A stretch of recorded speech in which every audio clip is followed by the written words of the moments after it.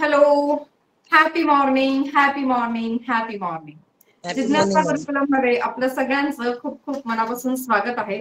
आपल्या प्रत्येकाच्या आज जो परमपिता परमेश्वर आहे त्याला कोटी कोटी नमन करते, वंदन करते आणि आजच्या सेशनला सुरुवात करते. चलो, कसे आहात तुम्ही सर्वजण?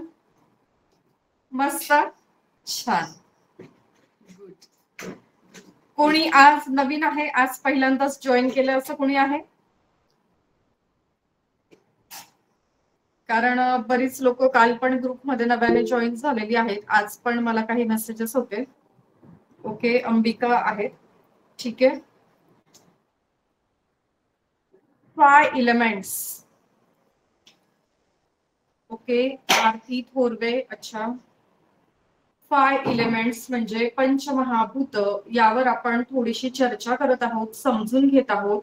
5 दिवसाचा आपला हा कोर्स आहे असं आपण म्हटलेलं आहे. त्यातले 2 एलिमेंट, 2 पंचमहाभूत पैकी जे 2 तत्व आहेत ते आपण समजून घेतले.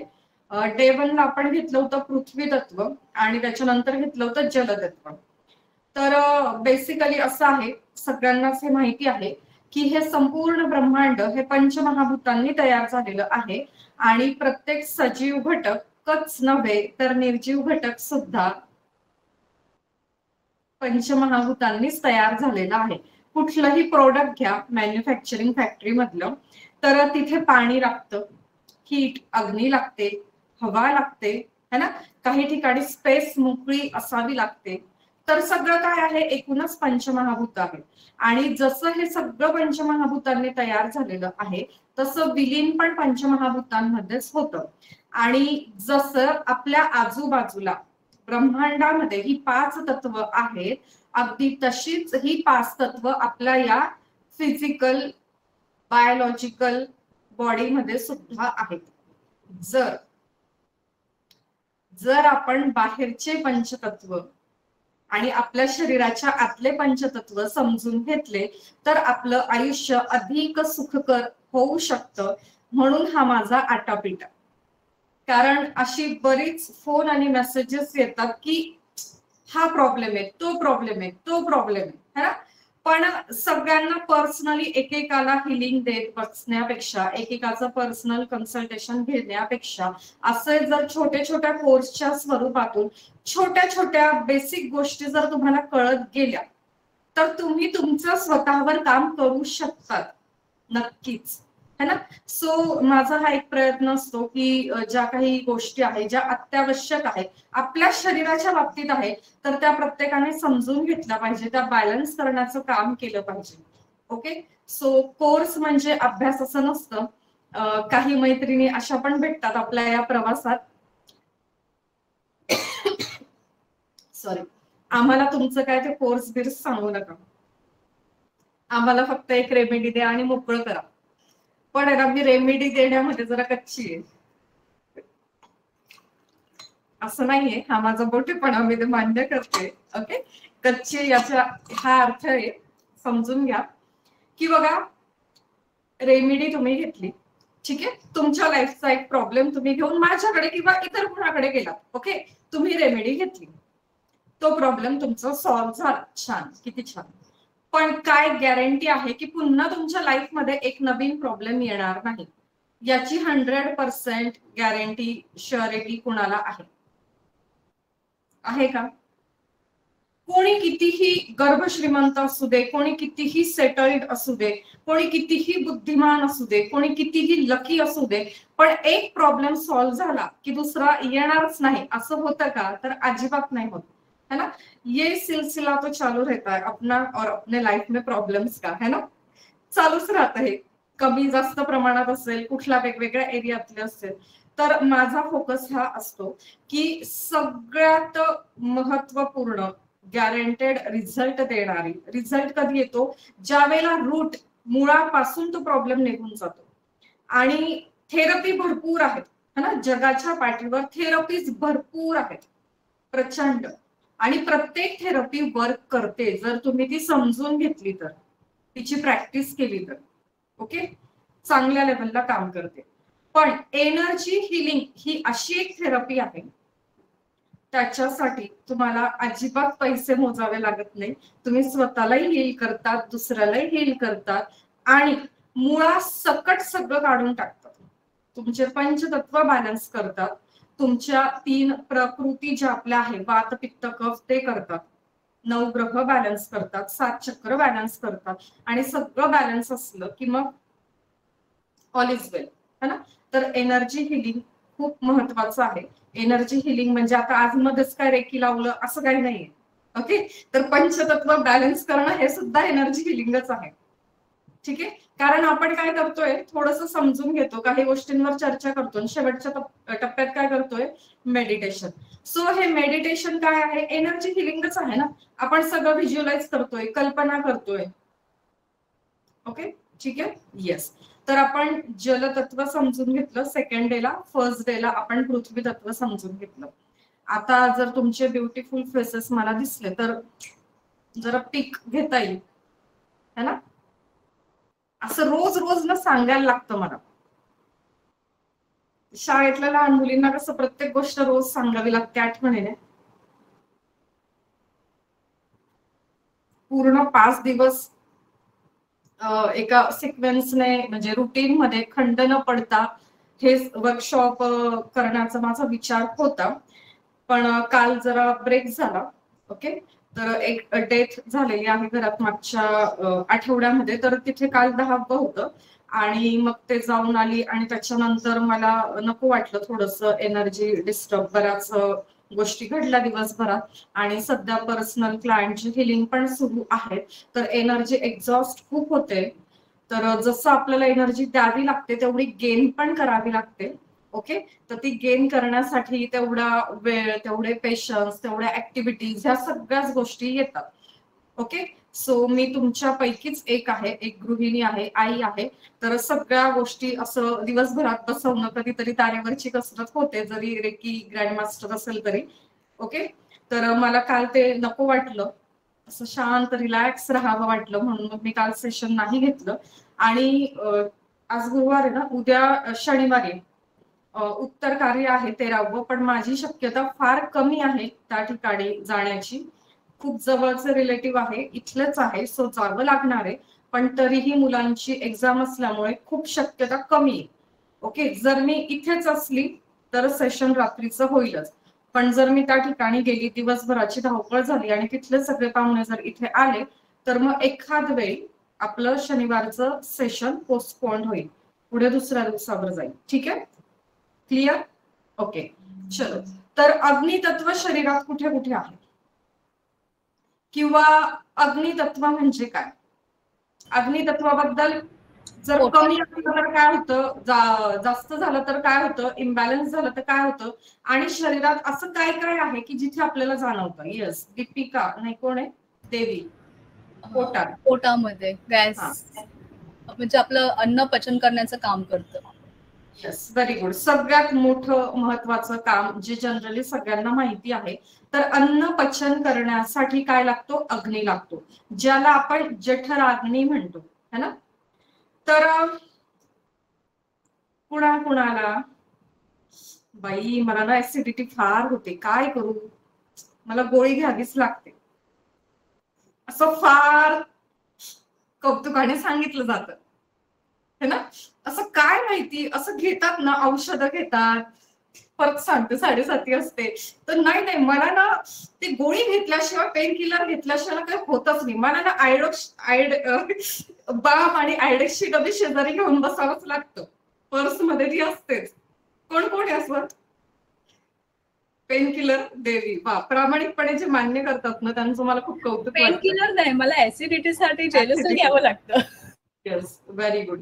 आता बघा आपण काय केलेलं आहे, आपला माइंडसेट करून टाकलेला आहे. हा, आपण डे 1 ला शिकतो, है ना. म्हणजे आता तुम्ही जवळपास सगळ्यांचीच रेकी झालेली आहे. जे कोणी नवीन असतील त्यांनी मेसेज पण केलाय, आम्ही नवीन आहे, आम्हाला आधी रेकीला यायचंय. तर डे 1 लाच आपण काय शिकतो, माइंड मध्ये कॉन्शियस, सबकॉन्शियस, सुपर कॉन्शियस. आणि तिथे आपण काय क्लिअर करतो की ज्या काही ऍक्टिव्हिटीज सुरू आहे त्या कुठून सुरू आहेत, सबकॉन्शियस माइंड. बरोबर आहे. मग आता माइंडचं आपण प्रोग्रामिंग करून टाकलेलं आहे, बाई मला जेलोसिल घेतल्याशिवाय होत नाही, मला ना ऍसिडिटीचा त्रासच आहे, असं छान त्याला आपण ओंजारतो गोंजारतो है ना, हे आपण करतो. तर सगळ्यात पहिले ते प्रोग्रामिंग चेंज करा.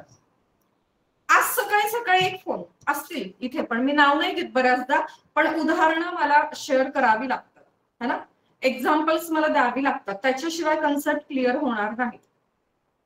नाही ते काय ना, मी थोडस पॉझिटिव्ह व्हायला गेले, मी अध्यात्माकडे वळायला गेले की मला ना खूप प्रॉब्लेम सुरू होतात.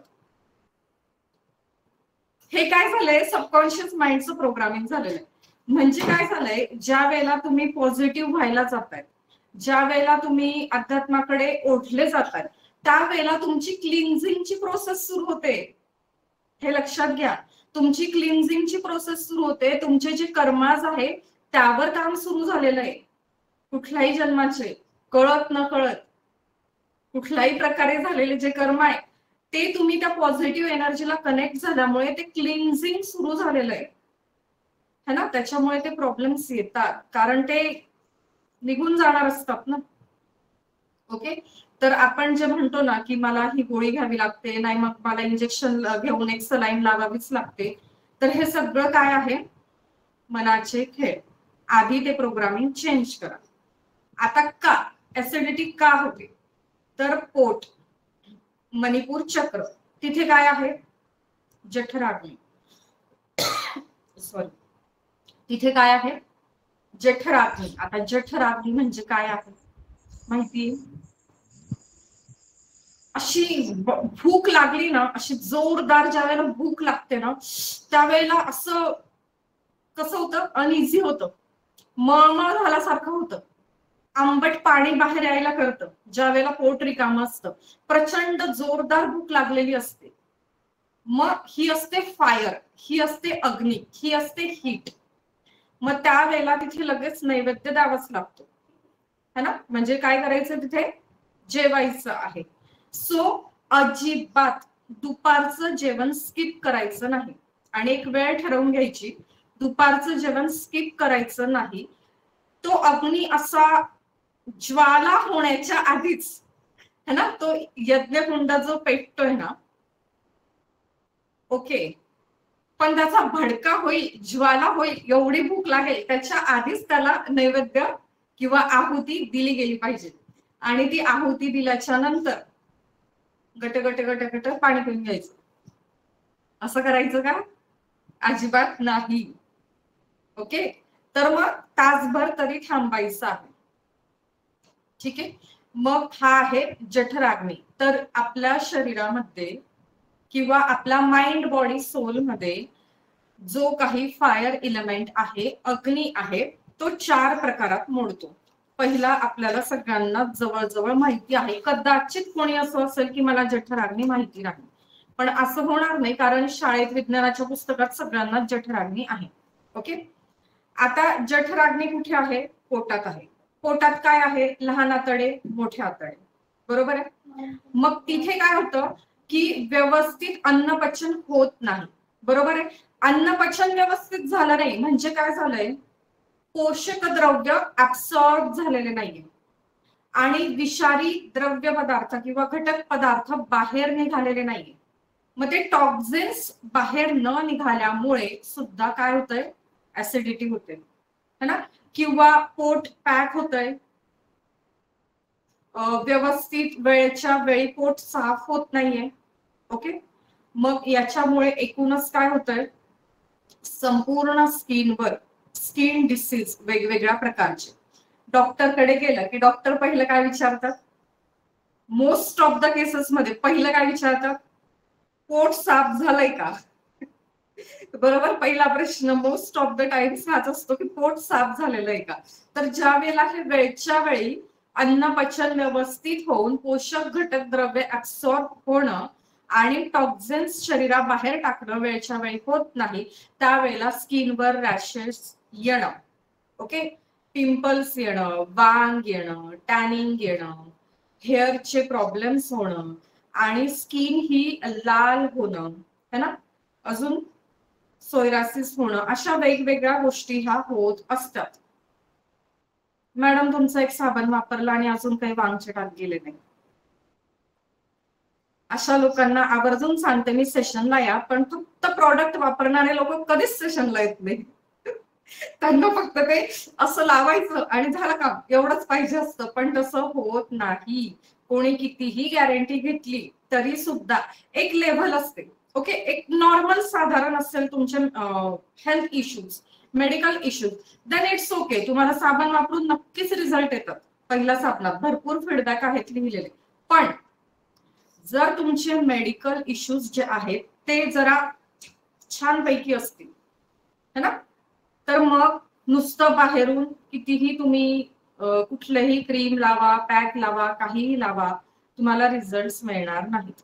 ओके, तर ते क्लिन्झिंग सगळं व्हावं लागतं. ओके, तर जठराग्नी हा जो आहे सगळ्यात बाहेर आहे. बाहेर म्हणजे इथे बाहेर नाहीये, आपल्या पोटातच आहे, पण आपल्याला दिसणारा आहे. हा, दिसणारा म्हणजे मेडिकल मध्ये ज्या वेळेला आपण अभ्यास करतो त्यावेळेला आपल्याला दिसतो, किंवा आपल्याला त्याचं पोझिशन किंवा प्लेस हे आपल्याला माहिती आहे. सो इथे आहे हा जठराग्नी. त्याच्या आत काय आहे माहितीये? चित्ताग्नी. ओके, अग्नीचे जे फायर इलेमेंट आहे, अग्नितत्व आहे, तर ते 4 त्याचे प्रकार आहेत. जठराग्नीच्या आतमध्ये आहे चित्ताग्नी. आता हा चित्ताग्नी काय आहे? तर तो आहे आपला बुद्ध्यांक, इंटेलिजंट कोशंट. आता बुद्ध्यांक म्हणजे आयक्यू का? मग आमच्या मुलांचा आयक्यू आणि चित्ताग्नी, मग त्यांचा शाळेचा अभ्यास आणि रिझल्ट, तर असं सगळं फिरून नका येऊ लगेच. ओके, आयक्यू साठी लवकरच 2-4 दिवसातच सेशन लावण्याची आज्ञा झालेली आहे. परवाच्या DMITच्या पोस्टमुळे खूप जणांना ते हवंय. सो ते सेशन लावू. त्यावेळेला आयक्यू बद्दल काय विचारायचं, काय बोलायचं, काय वेगवेगळ्या शंका मांडायच्या त्या मांडू शकतात. पण चित्ताग्नी म्हणजे मग लगेच बुद्ध्यांक, इंटेलिजन्स म्हणजे आयक्यू का? तर असं नाही. मग काय? ओके, सो आपल्याला एक एम असतं, डिझायर किंवा ध्येय, किंवा कुणी काहीतरी बिझनेस करत असेल, नोकरी करत असेल ना, कुणी एखादा आर्टिस्ट असेल, म्हणजे काय? तर आपली जी बटर अँड ब्रेड आहे, रोजी रोटी, हे मिळवण्यासाठी, इन्कम सोर्स मिळवण्यासाठी जे आपण हातपाय मारतो, जे आपण डे टू डे ऍक्टिव्हिटीज करतो, ओके, आपली तिथे क्रिएटिव्ह पॉवर आपण वापरतो, तर हे काय? चित्ताग्नी आहे. अशी कोणीच व्यक्ती नाहीये की ज्याच्याकडे चित्ताग्नी नाहीये, असं कोणीच नाही. आता ह्या सगळ्या गोष्टी काय आहेत? पॉझिटिव्ह आहेत. म्हणजे ध्येय ठेवणं, त्या ध्येयापर्यंत जाणं, अपॉर्च्युनिटी शोधणं, त्या मिळाल्या की त्या कलेक्ट करणं, त्यावर काम करणं, हे काय? पॉझिटिव्ह चित्ताग्नी. म्हणजे व्यक्ती हे करणार आहे. आणि दुसरा चित्ताग्नी काय आहे? ज्याला काहीच करायचं नाही, तर तो ऍटलिस्ट स्ट्रगल तर करेल है ना, प्रॉब्लेम्स तर मांडेल, नशिबाला तर दोष देईल. म्हणजे ह्या ज्या टर्म्स आहेत ह्या चित्ताग्नी आहेत. जर पॉझिटिव्ह आहे तर तुम्ही काय करतात? नोकरी करतात, बिझनेस करतात, उद्दिष्ट ठेवतात, त्यावर काम करतात, संधी शोधतात, संधी मिळाल्या की त्या ऍक्सेप्ट करतात, त्यावर ऍक्शन घेतात. म्हणजे तुमचं ब्रेड अँड बटर साठी काम करतात. आणि तुमचं लाईफ कसं असावं? रिस्पेक्टफुल असावं, समाजात व्हॅल्यू असावी, तुम्ही आनंदी असावं, आणि मटेरियल डिझायर्स म्हणजे भौतिक सुखाचा तुम्ही आनंद घ्यावं, भौतिक गोष्टी तुमच्याकडे असाव्या, हे सगळं. पण दूषित चित्ताग्नी आहे तर मग काय? स्ट्रगल. आलेली संधी ओळखता येत नाही, ओळखली तरी त्यावर काम करता येत नाही. सो जो जठराग्नी आहे त्याच्या आत खोलवर काय आहे? चित्ताग्नी आहे. आता समजा तुमचा चित्ताग्नी असा छान आहे, मस्त वेल आहे, पॉझिटिव्ह आहे, मग तुम्ही तुमच्या लाईफ मध्ये कसे आहात? सेटल्ड आहात. म्हणजे कसे आहात? तुमच्याकडे नोकरी किंवा बिझनेस आहे, तुम्ही छान तुमच्या उद्दिष्टांची पूर्ती करत आहात, तुम्हाला छान सक्सेस मिळत आहे. सो तुमच्या आयुष्यामध्ये भौतिक गरजा भागवणार, ऐच्छिक सुखाच्या सगळ्या वस्तू आहेत, गोष्टी आहेत. ओके, पण काय होतंय? कुठेतरी कुछ तो मिसिंग है. माझ्याकडे सगळं आहे पण काहीतरी चुकल्यासारखं वाटतंय, काहीतरी राहिल्यासारखं वाटतंय, है ना. मग काय राहिलंय ते आहे भूताग्नी. जठराग्नी, त्याच्या आत चित्ताग्नी आणि त्याच्या आत भूताग्नी. म्हणजे काय, सगळं असून सुद्धा नसल्यासारखं. एक दिवस असं बसतो आपण की काय हे, किंवा असे प्रश्न कुणाला येतात का, जीवन आणि मरण हे काय आहे, हु आय एम, मी कोण आहे, मी इथे कशी आली, मी इथे का आली, मी इथून कुठे जाणार आहे, परमेश्वर खरंच आहे का, तो जर आहे तर तो मला दिसत का नाही, मला सापडत का नाही, मला मदत का करत नाही, मला गायडन्स का करत नाही. असे प्रश्न तुम्हाला पडतात का कधीतरी? पडतात. बियॉन्ड मटेरियल डिझायर्स, भौतिक सुखाच्या पलीकडे ज्या वेळेला तुम्ही जाता आणि ह्या सगळ्याच प्रश्नांची उत्तरं तुम्हाला हवी आहेत, है ना. पण याबद्दल तुम्हाला कुणाला तरी क्लॅरिटी असेल, कुणाला तरी नसेल. पंचमहाभूतांचा कोर्स जॉईन करताना कुणाला तरी वाटलं असेल, एक पॉझिटिव्ह ऑरा असेल तुमचा आणि पॉझिटिव्ह वाईब्स तुम्हाला या त्या पोस्ट मधून मिळाल्या असतील म्हणून तुम्ही आज सेशन मध्ये आहात. ओके. कुणाला तरी हा अवेअरनेस असेल आणि कुणाला तरी हा नसेल, पण कुठेतरी तुमची जर्नी भूताग्नीकडे आता सुरू झालेली आहे म्हणून तुम्ही या सेशन मध्ये आहात. तर ह्या सर्व प्रश्नांची उत्तरं आपल्याला कुठे मिळतात, ज्या वेळेला आपला भूताग्नी हा प्रदीप्त झालेला असतो किंवा बॅलन्स झालेला असतो. तर ही आहे अध्यात्माची जर्नी. इथे ज्या प्रश्नांची उत्तरं आपल्याला शाळेच्या किंवा कॉलेजच्या पुस्तकांमध्ये नाही मिळत, तर ती एक्सपिरियन्स करून आपल्याला मिळतात. तर हे सगळं आहे भूताग्नी. आता याच्या पुढे जो अग्नितत्वाचा चौथा प्रकार आहे तो सर्वाग्नी. आता सर्वाग्नी काय असतो माहिती कोणाला? हा मोठा आपला जठराग्नी, जो आपल्याला माहिती होता, जो आपल्याला ऍसिडिटी देतो. पोटामध्ये आग म्हणजे भूक लागते, प्रदीप्त होते, आपण आहुती देतो म्हणजे आपण जेवण करतो. आणि त्याच्या पुढे गेल्यावर काय आहे, पोट एकदा भरलं की डोकं शांत होतं आणि माणूस विचार करायला लागतो, काय की अजून मी काय करू. ज्या वेळेला पोट रिकाम असेल, भूक लागलेली असेल, त्यावेळेला काय होतं, काही सुचत नाही, समोर काम आहे पण आपण करू नाही शकत किती इच्छा असली तरी, कारण आधी काय आहे, त्या अग्नीला आहुती देणं भागच आहे. मग ती एकदा दिली, जठराग्नी आपण बॅलन्स केला की काय होतो आपला भूताग्नी, जो आपल्याला मटेरियल डिझायर्सवर, आपल्या उद्दिष्टांवर, ध्येयांवर काम करण्यासाठी आपल्याला मोटिवेट करतो, इन्स्पायर करतो, मदत करतो. आता ही लाईफ आपली छान सेटल्ड आहे, पण कुठेतरी वाटतंय अरे हे सगळं झालं पण समथिंग मिसिंग आहे. मी कोण आहे, मी कुठे जाणार आहे, मी कशासाठी आहे, माझा लाईफ पर्पज काय. हे जे आध्यात्मिक प्रश्न आहेत ते कधी येतात आपल्याला, ज्या वेळेला भूताग्नी हा बॅलन्स असतो आपला. तिथून पुढे या जर्नीत तुम्ही आता आलात. ओके. या जर्नीत ज्या वेळेला तुम्ही येतात, म्हणजे काय, नुसतंच उपवास करणं, नुसतंच मंदिरात जाणं, पोथी वाचणं, पारायण वाचणं, हळदी कुंकांना जाणं हे अध्यात्म नव्हे. तर ज्या वेळेला तुम्ही त्याचा अर्थ समजून घेतात आणि तुमच्या व्यावहारिक आयुष्यामध्ये त्याचा उपयोग करतात. आता मंत्र समजून घेण्यासाठी आपला एक 3 दिवसाचाच तो कोर्स आहे वैदिक मंत्रांचा, श्रावण महिन्याच्या आधी आपण घेणार आहोत. तर जर तुम्ही मंत्र म्हणजे काय, त्याची शक्ती, त्याचा अर्थ, तो कुठे आणि का वापरायचा हे जर समजून घेतलं तर दरवर्षी जो तुमचा श्रावण महिना जातो त्याच्यापेक्षा यावेळेसचा श्रावण महिना तुम्हाला अधिक काहीतरी छान देऊन जाणारा असेल. मोस्ट ऑफ द मैत्रिणी इथे आहेत ज्यांनी मागच्या वर्षी नवरात्र, दिवाळी हे सेशन केलेले आहेत, त्याच्यानंतर महाशिवरात्री, होळी. तर त्यांना ती क्लॅरिटी आलेली आहे की जे जे रिच्युअल्स आपण करतो तर ते का करतो, सायंटिफिक मेथड म्हणजे रिझन काय आहे, पारंपरिक रिझन काय आहे. आपल्या भारताची संस्कृती अशी आहे की एकही रूढी परंपरा उगीचच नाही, तर प्रत्येकाला वैज्ञानिक कारण आहे, एवढंच आपल्याला माहिती आहे. पण नक्की कोणतं, कशासाठी हे नाही माहिती. बरोबर आहे. मोस्ट ऑफ द केसेस मध्ये हे होतं. मग ते आपण समजून घेत असतो आणि त्यामुळे आपले इथून पुढचे सण अधिकच आपल्याला खूप काही व्हॅल्यूज देऊन जातात. मग ही जी आपली जर्नी आहे ही कुठे आहे? भूताग्नी. म्हणजे आपण आता स्पिरिच्युअल मध्ये आलेले आहोत. ओके, ओघाने असेल, कळतपणे असेल, नकळतपणे असेल, व्हॉट एव्हर, पण आपण आता या जर्नीमध्ये आलेले आहोत. आपण ह्या सगळ्यांची उत्तरं शोधण्याचा, आपलं शरीर म्हणजे काय आहे, मन काय आहे, आत्मा काय आहे हे समजून घेण्याचा. आता इथून पुढे जो आहे तो आपला सर्वाग्नी. आता इथे सहसा कोणी जाऊ शकत नाही.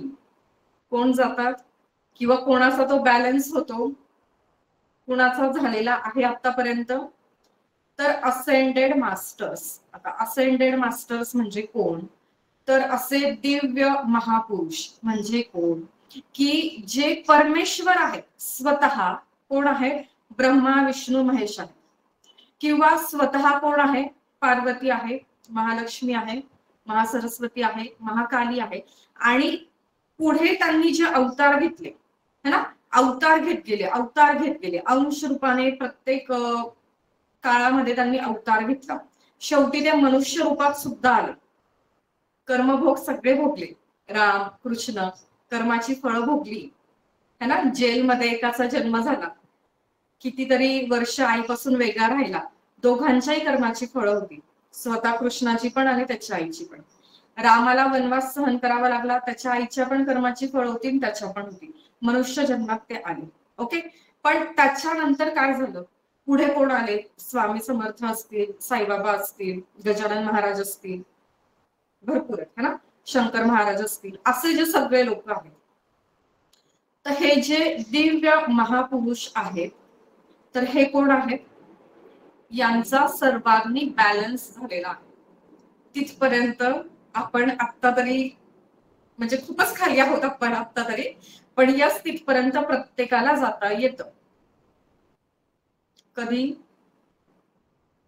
थोडासा वेळ द्यावा लागतो, जो आपल्याकडे नाहीये. आपल्याकडे सगळं आहे, फक्त वेळच नाही. म्हणजे नशीब, सगळ्यांनी जरा धन्यवाद द्या त्या परमेश्वराचे. नशीब त्याने ही जी सिस्टीम आहे ना ती ऑटो पायलट मोडवर टाकलेली आहे. श्वास घेणं आणि सोडणं. नाहीतर आपण इतके बिझी आहोत की तो श्वास घ्यायचा आणि सोडायचा तेही आपल्याला जीवावर आलं असतं. हे त्याला माहिती होतं, म्हणून ती सिस्टीम त्याने ऑटो पायलट मोडवर टाकलेली आहे. म्हणून त्याचे खूप खूप आभार है ना परमेश्वराचे. तर असे असेंडेड मास्टर्स ज्यांना आपण गुरु म्हणून आता संबोधतो किंवा ज्यांना आपण संत म्हणून संबोधन करतो त्यांचं. तर आता फॉर एक्झाम्पल साईबाबांच्या बाबतीत काय सांगितलं जातं की त्यांचा ना जन्म माहिती, ना मृत्यू माहिती, ना त्यांची समाधी माहिती, तर तिथे फक्त फुलं राहिलीत है ना असं म्हणतात. तर पंचतत्वांच्या पलीकडे हे जातात. आता ज्या वेळेला ह्युमन बीइंगचा मृत्यू होतो, माणसाचा मृत्यू होतो, तर आपल्याकडे प्रथा आहे. काय देतात? अग्नी देतात, फायर एलिमेंट है ना. त्याच्यानंतर काय करतात? जी अस्थी आहे ती कुठे टाकतात? जलप्रवाहित करतात. अग्नी कसा पाहिजे असतो त्यावेळेला? भडका घेणारा है ना. सो एअर एलिमेंट तिथे काय करतो? मदत करतो. आता हे बंदिस्त जागेत हे काम होतं का? नाही. ओपन स्पेस मध्येच अग्निडाग दिला जातो की नाही? म्हणजे तिथे काय आहे? स्पेस, इथर, पोकळी, ते पण आहे. बरोबर आहे. अग्नी असा हवेत दिला जातो का? त्या बॉडीला असं हवेत तरंगते का? नाही. तर पृथ्वी असते आणि हा एक स्टँड ठेवतात ते आणि स्टँडवर ठेवतात मृतदेहाला. बरोबर आहे. तर आपण पुन्हा कुठे होतोय? पंचतत्वांमध्येच विलीन होतोय.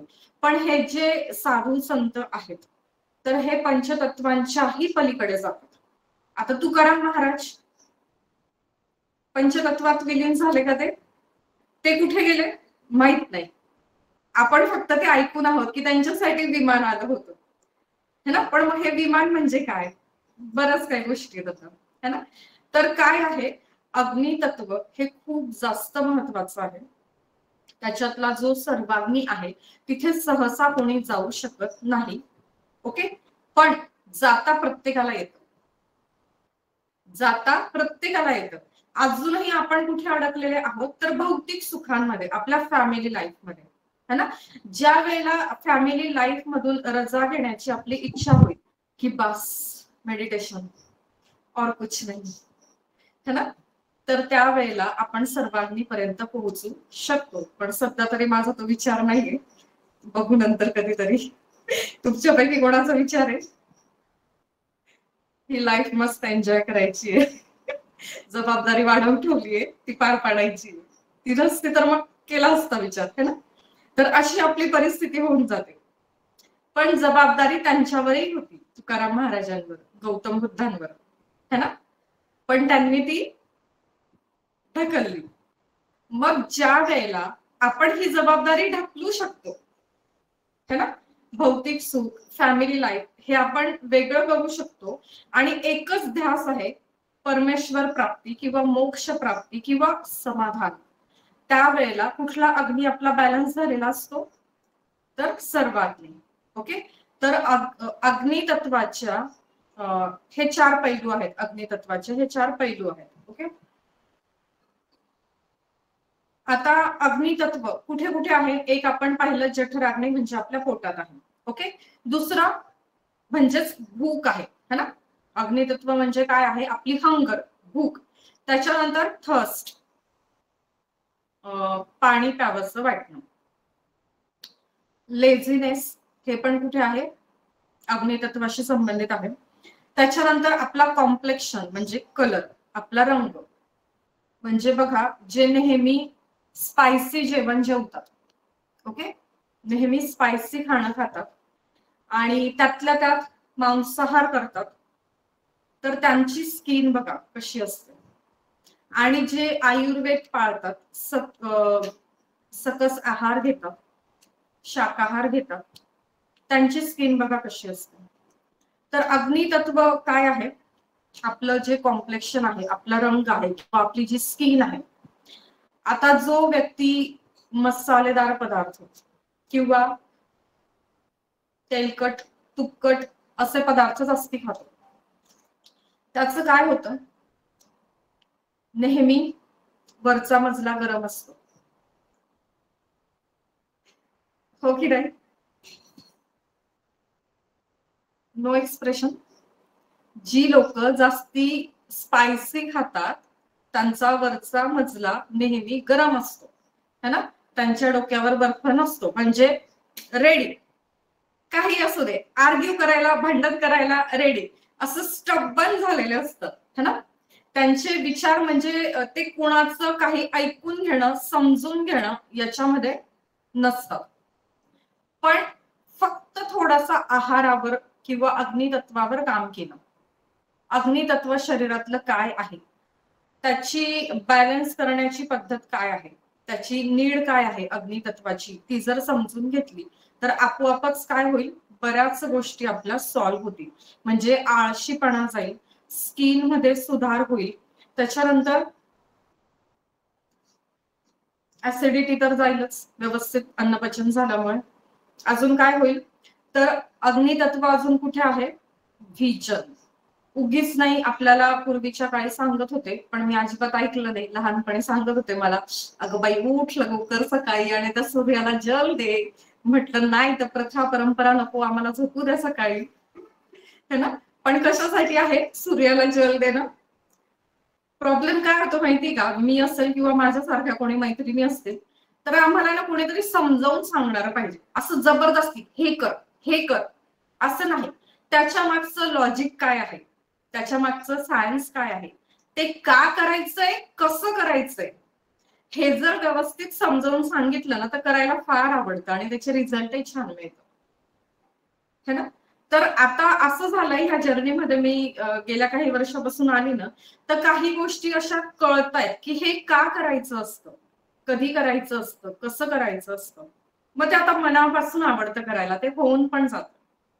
तर सूर्याला जल का दिलं जातं? तर आपल्या डोळ्याचं तेज वाढावं, है ना. दृष्टी जे काही आहे ते पण आहे अग्नितत्वाशी संबंधित. जर कुणाला नंबरचा चष्मा असेल तर त्यांनी काय करायचं? रोज सूर्याला जल द्यायचं आणि त्या धारेतून सूर्यकिरण बघायचे.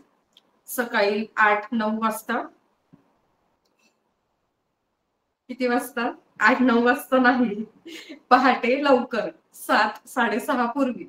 ओके. नाहीतर आमचं रुटीन चालू आहे, पण तुम्ही सांगितलेलं पटलं म्हणून आम्ही उठलो 8-9 वाजता आणि जल दिलं. असं तुम्ही तर नाहीये कोणी, तुम्ही सगळे लवकर उठणारे आहेत, पण सोबत जर लहान मुलं मुली असतील है ना, तर मला हा नंबरचा चष्मा नाहीये. हा मी आता कधी कधी लावते. समोर इकडे लाईट पण सुरू आहे आणि 3 डिव्हाइस आहे. सो डोळ्यांना खूप त्रास व्हायला सुरुवात झाली होती. मग चष्मा लागू नये म्हणून हा वापरलाय. नाहीतर मग तुम्हाला चष्मा आहे आणि तुम्ही सांगताय, तर असं नाहीये. जवळपास सगळ्यांनाच माहितीये सूर्याला जल दिलं जातं, पण क्लॅरिटी काही लोकांना नसेल, तर त्याच्या मागचं रिझन हे आहे. पूर्वीच्या लोकांना बघा कुठे चष्मे असायचे है ना, चष्म्याचा नंबर म्हणजे नाहीच, चष्म्याचे डॉक्टर वगैरे नाहीच. पण आता हे सगळं खूप वाढलंय है ना. तर मुलं जर खूप बघत असतील, स्क्रीनचं ऍडिक्शन असेल, तर त्यांना सकाळच्या कोवळ्या उन्हात ज्या वेळेला सूर्य हा छान लाल असतो, ऑरेंज असतो, त्यावेळेला त्याच्याकडे एकटक बघायला सांगा. थोड्या वेळानंतर थोडासा पिवळसर झाला की त्याला जल द्यायला सांगा है ना. तर ह्या गोष्टी आपण करू शकतो. त्यामुळे जसं दृष्टीला तेज येईल, तसं शरीरातलं अग्नितत्व सुद्धा आपलं बॅलन्स व्हायला लागेल. ग्राउंडिंग सांगितलं होतं, अर्थ इलेमेंट आपण डिस्कस केलं त्यावेळेलाही आपल्याला काय मिळतंय, अग्नितत्व. म्हणजे सगळं काय पूरक आहे, इंटरडिपेंडंट आहे. असं कधीच नाही होणार की मी हे एकच तत्व घेते, असं होईल का, नाही होणार अजिबात. पण आपण 5 दिवस एक एक तत्वावर का काम करतोय, की आपल्याला ते व्यवस्थित समजून आकलन आणि आत्मसात या प्रोसेसमध्ये जायचंय. ओके. आता बघा, अग्नी म्हणजे फायर, आग. ती वाढते कधी, ज्या वेळेला तिला हवा मिळते है ना. हवा म्हणजे वायू. वायू कसा आहे, सैरभैर इकडे तिकडे जाणारा. आता हे वायू तत्व म्हणजे काय आहे, आपले विचार आहेत है ना. आपले विचार ज्या वेळेला सैरभैर झाले, विचार म्हणजे वायू तत्व, हे ज्या वेळेला सैरभैर झालेले आहेत, आणि मग त्यावेळेला काय होतोय, भडका होतोय, राग वाढतोय, चिडचिडपणा वाढतोय, समोरचं ऐकून न घेणं वाढतंय, समजून न घेणं वाढतंय. मग नुसतंच आमच्या घरातला हा फॅमिली मेंबर ऐकत नाही ऐकत नाही ऐकत नाही, एकच जग करण्यापेक्षा त्याला समजून घ्या. मग त्याचं जर अग्नितत्व वाढलंय, कसं वाढलंय, कारण त्याचा एअर इलेमेंट वाढलाय, वायू तत्व. म्हणजे विचार डिस्टर्ब झालेले, मग कुठे काम केलं पाहिजे,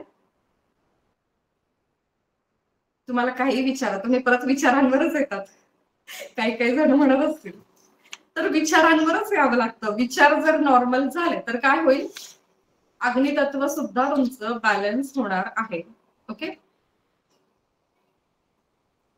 अजून अग्नितत्व काय करतं, आपलं शरीर छान एक काय आहे, लॅब आहे है ना, दवाखाना आहे. तर ते स्वतः काही गोष्टी करून घेत असते. ज्या वेळेला अग्नितत्व खूप जास्त वाढतं त्यावेळेला काय येतो, ताप. आणि ताप आला की आपण काय करतो, मिठाच्या पाण्याच्या पट्ट्या ठेवतो. किंवा अजून काय होतं, घाम येतो है ना. म्हणजे आपल्या बॉडीला कूल करण्याचं काम, ही ऑटो सिस्टीम तिथे सुरू होऊन जाते. बरोबर आहे. आणि त्यात जर अजून टॅबलेट्स घेतल्या, इंजेक्शन घेतलं, पॅरासिटामॉल घेतलं, तर ते फास्ट खूप लवकर घाम येतो. आणि खूप लवकर घामाला किती उष्णता बाहेर पडून पुन्हा कसं वाटतं आपल्याला, गार वाटतो है ना, नॉर्मल वाटतं. आता अग्नी किती महत्वाचा आहे, किती, खूप जास्त. किती जास्त, तर अग्नी म्हणजे काय आहे, तर आपल्या शरीरातली प्राणज्योत आहे. बरोबर आहे. आपलं शरीर कसं आता गरम आहे, पण ती प्राणज्योत इथून इतकी जरी निघाली, शरीराच्या बाहेर आली की काय होतं, आपलं शरीर, ते मृतदेह काय होतो, गार होऊन जातो, हो की नाही. तर अग्नितत्व म्हणजे काय आहे, शरीरातील प्राण ऊर्जा आहे. मग त्या प्राण ऊर्जेचा जो प्रवाह आहे तो शुद्ध ठेवणं, बॅलन्स ठेवणं खूप गरजेचं आहे ना. ती प्राण ऊर्जा म्हणजेच काय आहे, आपली एनर्जी आहे. बरोबर. प्रॉपर डायजेशनला आपल्याला मदत कोण करतंय, अग्नितत्व करतंय. आता अग्नितत्व म्हणजे अजून काय आहे, तर आपल्या शरीरात आपल्या माइंड मध्ये, सोल मध्ये, एकूणच आपल्या पर्सनॅलिटी मध्ये कॉन्फिडन्स है ना. फायर इलेमेंटच आपल्याला काय देतोय, ऍटिट्यूड. ऍटिट्यूड म्हणजे काय, कॉन्फिडन्स है ना, आत्मविश्वास देतोय आपल्याला फायर इलेमेंट. जर फायर इलेमेंट कमी झाला तर काय होतोय, कॉन्फिडन्स कमी होतोय, आत्मविश्वास कमी होतोय आणि त्यामुळे सुद्धा काय येतंय, नैराश्य येतंय, डिप्रेशन येतंय. आणि ज्या वेळेला हाच फायर इलेमेंट जास्ती होतो त्यावेळेला काय होतंय, ओव्हर कॉन्फिडन्स. आणि ओव्हर कॉन्फिडन्स झालं की काय होतं, मोस्ट ऑफ द केसेस मध्ये निर्णय चुकतात.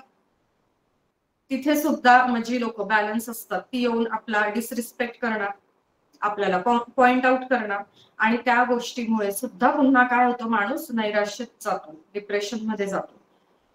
तर एकूणच काय, इलेमेंट बॅलन्स करण्यावरच आपल्याला भर द्यायचा आहे.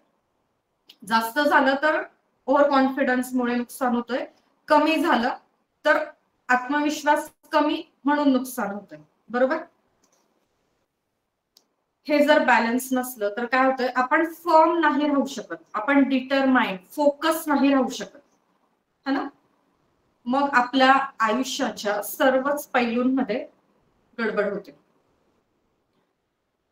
आता काही 2-3 मुद्दे आपण बघू की एक्सेस झालं तर काय होतं. एक तर आपण कॉन्फिडन्स, करेज हे सगळं बघितलं. अस्वस्थता खूप वाढते. फायर इलेमेंट जर जास्ती झालं तर काय होतंय, जास्ती कसं होतं, आता आपण डिस्कस केलं, विचार, वायू तिथे लागतोय ना, अग्नीला काय मिळतोय, जास्ती वायू मिळतोय, म्हणून भडका जास्ती होतोय आणि विचार अति जास्ती तिथे होत आहेत, टोकाचे होत आहेत आणि त्याच्यामुळे एकूणच आपल्या आयुष्यामध्ये काय होतंय, पुन्हा अस्वस्थता वाढते, एन्झायटी वाढते, स्वेटिंग, घाम येतो, सेन्सिटिव्ह होतो आपण फार हीटच्या बाबतीत, उष्णतेच्या बाबतीत. त्याच्यानंतर आपले हार्टबीट इरेग्युलर होतात अर्थातच है ना. हीट वाढली म्हणजे काय झालंय, विचार म्हणजे वायू जास्ती वाढल्यामुळे त्याचा परिणाम काय झालाय, आग, फायर इलेमेंट खूप भडकला आहे. एकूणच काय झालंय, त्यामुळे आपल्याला दिल की धडकने बढ़ जाती है जब टेन्शन आता है ना. आणि डिप्रेशन आलं तरी आता माझं काय होईल म्हणून सुद्धा काय होतंय, हार्टबीट्स इरेग्युलर होतात, निद्रानाश, झोप येत नाही हो, रात्र रात्र काय करू, गोळी घेतल्याशिवाय झोपच येत नाही. सबकॉन्शियस माइंडचं प्रोग्रामिंग करून टाकलंय की मला ना टॅबलेट लागतेच. त्याच्यापेक्षा 5 इलेमेंटवर काम करा, 7 चक्रांवर काम करा. एकतर 7 चक्रांचं जे व्हायब्रेशन थेरपीचं मेडिटेशन आहे ते करा, किंवा वेगवेगळ्या मुद्रा समजून घेऊन, प्राणायाम समजून घेऊन ते करा. खूप आहे, कुणाला काय आवडू शकतं ते तुम्ही करू शकता है ना. परवा आपण म्हटलं होतं, कुणाला झुंबा आवडेल, कुणाला फिजिकल एक्सरसाइज आवडेल, व्यायामाचे प्रकार, योगासनं, कुणाला प्राणायाम करावंसं वाटेल, आवडेल, कुणाला जस्ट आपण आता जे मेडिटेशन घेतोय है ना, व्हिज्युअलाइज करतोय आपण, ते वाटेल करावंसं, कुणी फक्त मुद्रा करेल, मुद्रांनी आपलं पूर्ण लाईफ बॅलन्स करेल. तर भरपूर काही आहे. कोणी एनर्जी हिलिंग ऍक्च्युअली घेईल म्हणजे रेखीची ऊर्जा. तर आपल्याकडे भरपूर मार्ग आहेत औषधाशिवाय है ना. फार पूर्वीच्या काळी कुठे औषध होती, पण मोस्ट ऑफ द छान होतं ते. उगच काहीतरी 1-2 फार ते आजार आले आणि त्याच्यात बळी गेले ती गोष्ट वेगळी, ते आताही झालं कोरोनाच्या काळात. पण एनर्जी हिलिंग आहे, ह्या सर्व गोष्टी तर आपण त्या केल्या पाहिजे. ओके, हे बघितलं आपण, हे पण झालं. हा, युरिन येलो कलरची होते, उग्रवास येतो, हे आपण परवा आपण पाहिलं होतं जलतत्वामध्ये. जलतत्व कमी झालं. आता जलतत्व कमी का झालंय, कारण फायर इलेमेंट वाढलाय है ना. त्याच्यानंतर स्वभाव कसा होतो, constantly seeking attention. Fire element वाढलेला माणूस काय करतो, तांडव घरामध्ये, मेरी सुनो, मी जे सांगेल तेच फॉलो करायचं है ना, असं तांडव घरामध्ये सुरू होतो. याचाच अर्थ काय की त्यांना काय हवं असतं, अटेन्शन हवं असतं. फार काही वाईट नसते ती व्यक्ती, पण त्या व्यक्तीचं म्हणणं असतं ही जी काही सिच्युएशन आहे ती सिच्युएशन माझ्या कंट्रोलमध्ये पाहिजे, असं त्या व्यक्तीला त्यावेळेला वाटत असतं, ज्या वेळेला अग्नितत्व खूप जास्त वाढलेलं असतं, है ना. नॉइझी, आवाज खूप वाढतो त्यावेळेला, पारा बोलण्यातला आवाज वाढतो, है ना.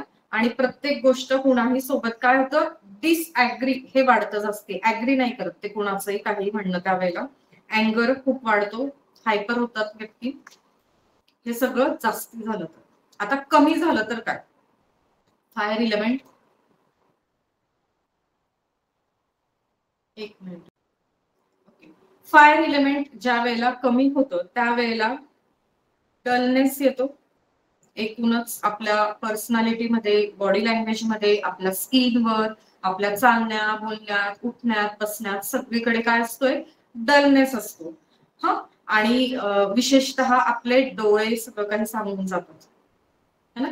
कुणाचे डोळे फार खोल जातील, कुणाचे डोळे सुचतील, कुणाला अंडर आय सर्कल्स होतील, मग अंडर आय सिरम वापरलं पण काही फरक नाही पडला, किती बॉटल्स वापराव्या लागतील, है ना. तर थोडस अँगर, एन्झायटी कमी करा, रात्रीची झोप पुरेशी घ्या, वेळच्या वेळी लवकर झोपा, लवकर उठा, दुपारचं जेवण स्पेशली टाळू नका, तसं रात्रीचंही नाही टाळायचंय, पण 7:30 पर्यंत रात्रीचं जेवण झालं पाहिजे, है ना. तर आपल्याला हे सगळं माहितीये, नवीन नाहीये, जगावेगळं मी काहीच सांगत नाहीये. मी प्रत्येक सेशनला डे 1 पासून हेच सांगत असते की जगा वेगळं जे तुम्हाला माहिती नाही असं मी काहीच सांगत नाही. आपल्या सेशनला आल्यानंतर काय होतं, तर ते तुम्ही आत्मसात करतात, अंगीकारतात, तुमच्यामध्ये झालेले बदल मला ऍक्च्युअली दिसू देतात, तुमच्या अनुभव शेअरिंग मधूनही, तुम्ही जे फोन करतात त्यातूनही, आणि तुम्ही जे इतर तुमच्या मैत्रिणींना, नातेवाईकांना आपल्याकडे जोडतात त्यातूनही. सो एकूणच इथे काय होतंय की आपण आत्मसात करू शकतोय, अंगीकारू शकतोय. ह्या गोष्टी आपल्याला माहिती नाही का, माहिती है ना, पण क्लॅरिटी नाहीये. जसं मी म्हटलं, रूढी, प्रथा, परंपरा, वैज्ञानिक कारण आहे माहितीये, पण कुठलं आहे, काय ते नाही माहिती. तसं ह्या गोष्टींची इथे आपल्याला काय येते, क्लॅरिटी येते. मग आपल्याला करावंसं वाटतं काम, हा मला गरज आहे माझं तत्व बॅलन्स करण्याची, अशी मनातून इच्छा होते आणि आपण त्यावर काम पण करायला लागतो. ओके, तर हा फरक आहे, बाकी वेगळं काही नाही सांगते फार. अजून काय होतं, फायर इलेमेंट कमी झालं तर अर्थातच डायजेशन होत नाहीये, म्हणजे पोषक तत्व ऍब्सॉर्ब होत नाहीये, टॉक्झिन्स बाहेर जात नाहीये, मग तिथे जागाच नाहीये, ऍसिडिटी, गॅस वाढलाय, आणि मग त्यामुळे काय होतंय, पुन्हा भूक लागत नाहीये, है ना. नाहीतर काय करू, जेवणावरची इच्छाच गेलीये, समोर इतकं छान असतं, सुवास पण छान येतोय, पौष्टिक पण आहे, पण मला खावंसच वाटत नाहीये. तर हे का खावंसं वाटत नाहीये, तर तिथला अग्नी कमी झाल्यामुळे, पुअर डायजेशन झाल्यामुळे, टॉक्सिन्स बाहेर न पडल्यामुळे पोट पॅक आहे, आणि ते पॅक असल्यामुळे काय होतंय, पुन्हा काही खाण्याची इच्छा होत नाहीये, है ना.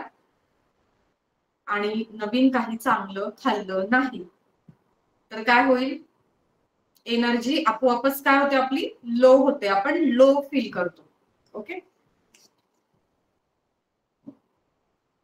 अग्नितत्व, फायर नाही आपल्यात, म्हणजे करेज नाहीये, धाडस नाहीये, आणि धाडस नाहीये म्हणून काय होतंय, भीती वाटते, है ना. भास होतात, भीती वाटते, कारण धाडस नाहीये, करेज नाहीये. आणि असं भीती वाटलं की माणूस काय होतं, भास झालं की डिप्रेशन मध्ये जातो. ओके, मग घरातले लोक सगळे मिळून आपल्याच माणसाला वेड्यात काढतात, सायकॅट्रिस्ट कडे नेतात, गोळ्या सुरू करतात, आणि संपलं. परवा DMIT ची पोस्ट केल्यानंतर एक फोन आला होता, काहीतरी आहे 53 एज, त्यांनी त्यांचं सांगितलं आणि त्यांची सगळी स्टोरी त्यांनी शेअर केली. त्यांना ते कोरिलेट झालं आणि असं मन भरून मोकळेपणे त्यांना बोलावंसं वाटलं. ते कोण मला माहित नाही, मी कोण त्यांना माहिती नाही, पण ती पोस्ट वाचली आणि त्यांनी, हा हॅलो ताई, आणि अशी जी सुरुवात केली की फार ते एक बॉन्डिंग खूप जुनं आहे आणि काही गोष्टी त्यांनी त्यांच्या शेअर केल्या, काही गोष्टी समजून घेण्याचा प्रयत्न केला. आता मला माहित नाही ह्या सेशनला त्यांना या मी म्हणाले होते, पण असं एनर्जी डिस्टर्ब की काही नाही, थोडंफार काहीतरी होतं आणि मग घरातले लोक वेळातच काढतात आणि गोळ्याच देतात. तर हे नाही झालं पाहिजे. घरात प्रत्येकाला अंडरस्टँडिंग पाहिजे. एनर्जी काय असते, तत्व काय असतात, चक्र काय असतात, टेन्शनची सुरुवात कशी होते, डिप्रेशनची सुरुवात कशी होते, त्यातनं बाहेर कसं पडायचं, फार साध्या साध्या गोष्टी. ओके. तर अग्नी कमी झालाय म्हणून काय झालंय, करेज, धाडस कमी झालंय. धाडस कमी म्हणजे आत्मविश्वास कमी. आत्मविश्वास कमी म्हणून प्रत्येक वेळेला घाबरायला होतंय, भीती वाटते. आणि ती भीती अशी बसते की कोणी फॅन जरी लावला, शेजारून बाजूला जरी झालं, कोणी दरवाजा जरी उघडला तरी काय होतंय, भास होतात. आणि हे सतत भास झाल्यामुळे माणूस दचकायला लागतो, है ना. ह्या गोष्टी होतात. माझा ऑडिओ व्हिडिओ क्लिअर आहे का? अच्छा, तुम्ही चेक करा, तुमचेच एक्सप्रेशन पाहिले मी रिचा ताई, म्हणूनच म्हटली. तर तुम्ही नेटवर्क चेक करा एकदा.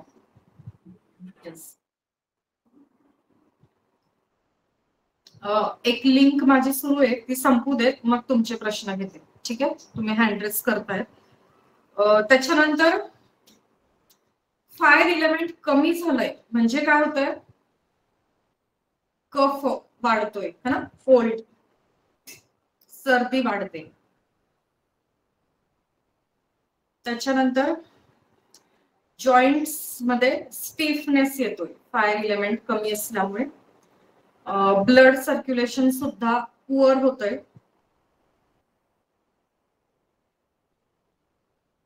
कॉन्फिडन्स कमी आहे एकूणच पर्सनॅलिटी मध्ये, म्हणून आपोआपच काय होतंय, समाजातून रिस्पेक्ट मिळणं कमी होतंय, घरातून सुद्धा, है ना. जाऊ दे, बसली ती व्यक्ती तशीच, असं थोडस गृहीत धरलं जातं, है ना. मग ही व्यक्ती काय करते, सारखं ऍडिक्शन होते कशाची तरी. आजकाल कसलं ऍडिक्शन आहे, टॉप मोस्ट स्क्रीनचं आहे. आणि स्क्रीनचं ऍडिक्शन काय करतंय, आता बघा, मी दिवसभर कामाच्या निमित्ताने स्क्रीन वापरते.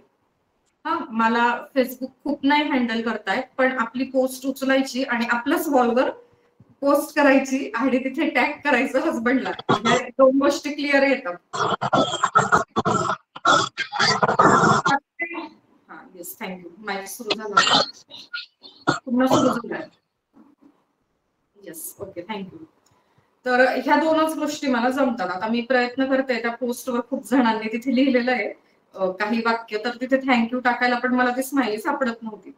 पण मग कामाच्या निमित्ताने मी स्क्रीन वापरते, है ना, उगाच नाही वापरते. व्हॉट्सअप पण वापरते, तर कामाच्या निमित्ताने वापरते. फोनवर बोलते कामाच्या निमित्ताने, पण तरीही याच्यात बराच वेळ जातोय, बरेच तास जातात. तरी काय होतंय, कधी कधी हलतं मग. म्हणजे एवढं एनर्जी हिलिंग आपल्याला माहिती असून हा, पण हलतं म्हणून ते हे नाही होते. म्हणजे आता माहिती ना अफर्मेशन काय, एनर्जी काय, त्यामुळे जो चिडचिडपणा आहे, संताप आहे, अँगर, एन्झायटी, हे नाही होत. पण जाणवतोय कुठेतरी आता चिडचिडची सुरुवात झालेली आहे, ती स्क्रीन सारखं बघून बघून, है ना.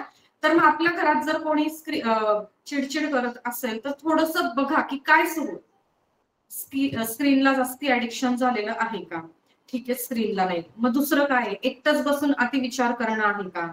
बरं, ते नाही, मग चालत फिरत पण याच्याबद्दल बोल, त्याच्याबद्दल बोल, याला नावं ठेव, त्याला नावं ठेव, काय आहे नक्की. तर हे थोडस बघायला सुरुवात करा, स्वतःकडे पण इतरांकडे पण, म्हणजे तुम्हाला तुमच्या प्रश्नांची आपोआपच उत्तरं मिळेल, है ना. तर सगळं हे झाल्यामुळे मग रिस्पेक्ट पण पाहिजे तसा मिळत नाही, करेज, कॉन्फिडन्स नसतो, टॉक्झिन्स ऑलरेडी वाढलेले असतात. नवीन काहीच नाहीये, सगळं जुनं आहे. महाभारतात पण काय होतं, तर कुंतीने काय केलं होतं, सूर्याची उपासना केलेली होती आणि काय मिळालेलं होतं, दानामध्ये अत्यंत तेजस्वी असा कर्ण मिळालेला होता. तर तत्व त्या काळापासून मांडतात. म्हणजे कुठल्याही गोष्टीची पूजा करण्याच्या आधी अग्नीची पूजा आधी केली जाते, है ना. सूर्यदेवाला सकाळी सकाळी उठल्या उठल्या सूर्यदेवाला जल दिलं जातं आणि नंतर देवघरातून देवपूजा होते. बरोबर. बऱ्याच महिला मैत्रिणी असतील इथे, आता हे मलाही माहिती, पण माझ्याकडनं ते करणं होत नाही. पण माइंड मध्ये थॉट असतो की किचन मध्ये सकाळी गेलं की गॅस पेटवला की त्यावर हळद कुंकू थोडस नैवेद्य असं देतात आणि मग स्वयंपाकाला सुरुवात करतात. आता हे मला माहितीये, पण मी काही ऍक्च्युली करत नाही, पण मला क्लॅरिटी आहे, सो ग्रॅटिट्यूड आहे, सो ते ब्लेसिंग आपल्याला मिळतात. तर ही एक प्रथा आहे की अग्नितत्वाचं तिथे पूजन केलं जातं. आता हे जे अग्नितत्व आहे, बॅलन्स आणि इम्बॅलन्स यावरच आपण चर्चा करतोय. अग्नितत्व जर बॅलन्स असेल, व्यवस्थित जर तिथे अग्नी दिला, तर अन्न कसं शिजतं, आपल्यासाठी ते पोषक, चविष्ट, रुचकर होतं. जर फुल फ्लेमवर तुम्ही काहीही करत असाल, दूध तापवणं, चहा उकळवणं, डाळ शिजवणं, भात शिजवणं, चपातीला तर फूल लागतोच, भाजी, ह्या जर गोष्टी तुम्ही फुल फ्लेमवर करत असाल तर आयुर्वेदाला हे मान्य नाही. तिथे पौष्टिक घटक सगळे निघून जातात असे फास्ट. मला सांगा, मातीमध्ये ज्या वेळेला बी पेरलं जातं, वरून माती टाकली जाते, मग जल दिलं जातं, मग सूर्यनारायण भगवान त्यांचं काम करतात, आणि किती स्लो प्रोसेस आहे ती. अंकुर येणं, रोपटं येणं, झुडूप होणं, झाड, वृक्ष, वेल होणं, मग ती कळी तिथे धारण केली जाते आणि त्या कळीचं फूल होतं आणि त्या फुलाचं ती फळभाजी होते किंवा एनिथिंग, शेंग असेल. किती स्लो प्रोसेस आहे आणि किती छान ती पंचतत्वांच्या साक्षीने होते आहे. आणि आपण काय करतो, ते अन्न आणतो, म्हणजे ती भाजी किंवा कडधान्य ते आणतो आणि फुल फ्लेमवर ज्या वेळेला ते शिजवतो त्यावेळेला कम्प्लिटली त्याचे पोषक घटक निघून गेलेले असतात. फक्त पोट भरणं हेच असतं आणि याच्यामुळे सुद्धा खूप ऍसिडिटी वाढते. आता संपूर्ण तो बराच मोठा आहारशास्त्र म्हणून कोर्स मी 5-6 वर्षापूर्वी केला होता. तर त्यात त्यांनी बऱ्याच गोष्टी सांगितल्या होत्या आणि त्याच्या आधी 2014 मध्ये मी बऱ्याचदा सांगते, जो एक कोर्स केला ज्याने माझी लाईफ ट्रान्सफॉर्म झाली, तर त्यावेळेला त्यांनी ह्या सगळ्या गोष्टी सांगितल्या होत्या. तर जास्तीत जास्त मी फॉलो करण्याचा प्रयत्न करते. पण आपली लाईफस्टाईल, रुटीन, आपलं आजूबाजूचं जग इतकं फास्ट झालेलं आहे की सगळं फॉलो करणं पॉसिबल नाही होत. तर कुकरमध्ये कुठलंही जे अन्न आपण शिजवून खातो ते काहीच कामाचं नाही, संपूर्ण वेस्ट आहे, ते वेस्ट, असं आयुर्वेदात सांगितलेलं आहे, आहारशास्त्र. पण सगळ्यात आधी उठलं की आपण कुकर लावतो. काय चाललंय, काय करताय, काय नाही, कुकर लावते मी, है ना. तर कुकर लावणं म्हणजे काय, डाळ शिजवतो, भात शिजवतो. तर बघा, ते खाल्ल्यानंतर आपल्याला ऍसिडिटी होते. वांगी आणि चपाती आपण खातो, तर काही लोक वांगी आणि भाकरी खात असतील तर छान, ते कॉम्बिनेशन योग्य आहे आणि बरोबर आहे. पण वांग्याची भाजी कशी करा आणि त्याच्यासोबत जर चपाती असेल तर हमखास ऍसिडिटी वाढते. नोटीस करा, ज्या दिवशी तुम्ही म्हणतात माझी ऍसिडिटी मला आज म्हणजे वाढली आहे, तर त्या दिवशी नोटीस करा की तुम्ही वांग्याची भाजी आणि चपाती खाल्ली. पुन्हा विरुद्ध अन्न भरपूर आहेत. आता तुम्ही सर्व ज्येष्ठ आहात तर तुम्हाला बऱ्यापैकी माहिती असतील, विरुद्ध अन्न म्हणजे कढी सोबत वांग आणि कारलं, असं बरेच कॉम्बिनेशन आहे. किंवा दह्यासोबत एनी तिखट मीठ. पण आपण काय करतो, दहीवडा करून खातो, पाणीपुरीमध्ये दहीपुरी खातो आणि म्हणतो हे स्किनवर रॅशेस आलेले आहेत, काहीतरी सांगा. पण तेवढं बंद करा म्हटलं की ते नाही जमत. तर असेच बरेच कॉम्बिनेशन आहे. तर आपण कुठे होतो, अग्नी. तर अग्नी काय आहे, तर ज्या वेळेला फुल फ्लेमवर आपण कोणतंही अन्न शिजवतो, भले ते तुमचं दूध तापवणं असेल किंवा चहा उकळणं असेल किंवा एनिथिंग एल्स, तर तिथे फक्त पोट भरणं आणि ऍसिडिटी वाढवणं इतकंच उरतं, बाकी काही नसतं. मला सांगा, मोड आलेली मटकी किंवा कुठलंही कडधान्य बाहेर ठेवलं तरी दिवसभर दुसऱ्या दिवशी ते व्यवस्थित राहतं. पण तीच मोड आलेली धान्य जर कुकरला आपण लावली तर काय होतं, लगेच गळतात ती ना. आणि थोडस उन्हाळ्याचे दिवस असू द्या, गरमीचे, बाहेर किचन ओट्यावर भाजी असली की दुपारपर्यंत ती नासते, है ना. तर आयुर्वेदामध्ये हे आहे की अग्नी तुम्ही जर फुल फ्लेमवर काही अन्न शिजवत असाल तर ते फक्त तुमच्या मनाचं समाधान आहे की मी जेवले, पोट भरलं, पण त्यातनं पोषक तत्व काहीही मिळत नसतं. तर अग्नीची जी पूजा आहे तिथून आपला हा विषय सुरू होता. तर अग्नीला पहिलं प्राधान्य आहे. गॅसवर ज्या वेळेला आपण अग्नी करतो त्याची पूजा करणं, सूर्याला जल देणं, त्याच्यानंतर कुठलंही पूजा ज्या वेळेला आपण करतो, घरातली देवपूजा असेल किंवा गणपती, नवरात्र, वास्तू, सत्यनारायण, एनिथिंग, कसलीही पूजा, आधी दिवा लावला जातो. लावत नसाल तर लावा. आधी दिवा पेटवून दिव्याची पूजा केली जाते आणि त्याच्यानंतर पुढचं देव काढून त्यांना आंघोळ घालणं किंवा जे पण काही असेल ती सुरुवात होते. तर सगळ्यात आधी दिवा पेटवतो आपण, म्हणजे तिथे अग्नी प्रदीप्त करतो. आता शरीरात पर्सेंटेज किती आहे पाण्याचं? 70%. अग्नीचं किती आहे? 4%. ओनली 4. पण किती महत्वाचं आहे. नाहीतर तुम्ही म्हणाल की 70% पाणी मग आधी त्यालाच बॅलन्स करू, अग्नीला नंतर करू, तर असं होत नाही. सगळं काय आहे एकमेकांना पूरक आहे. ओके. तर जरी 4% एवढंच त्याचं प्रमाण असलं तरी तो अग्नी अतिशय महत्वाचा आहे. राग कमी करण्यासाठी तर पहिले अग्नी बॅलन्स केला पाहिजे, है ना? येस. मग काय केलं पाहिजे? अजून एक गोष्ट, ज्या वेळेला अग्नीचं फोटो किंवा असं काही दाखवलं जातं, मूर्ती रूप, फोटो रूप किंवा टीव्ही सिरियल मध्ये कुठे दाखवलं जातं, त्यावेळेला 2 चेहरे दाखवले जातात अग्नीचे. अग्नी काय करतो? एक संरचना करतो आणि एक काय करतो? विनाश करतो. म्हणजे एक क्रिएटिव्ह है ना, कन्स्ट्रक्ट केलं जातं. संरचना, कन्स्ट्रक्शन केलं जातं म्हणजे निर्माण केलं जातं. म्हणजे जोपर्यंत अन्न कच्चं शेतातून आणलेलं तुम्ही अग्नीवर ठेवत नाही तोपर्यंत ते शिजत नाही, नवीन निर्मिती होत नाही, है ना? आणि पण तेच अन्न तुम्ही हाय फ्लेमवर करत आहात, जास्ती वेळ ठेवत आहात, तर काय होतंय तिथे? डिस्ट्रॉय, सगळं जळतंय, है ना? मग ते आपण खातो का जळालेलं? नाही. आता घरामध्ये गॅसचा जो अग्नी आहे तो काय आहे? संरचना आहे, क्रिएटिव्ह आहे किंवा कन्स्ट्रक्टर तो तिथे आहे. पण त्याच अग्नीचा गॅस सिलेंडरचा तिथे भडका झाला तर काय होईल? विनाश होईल, है ना?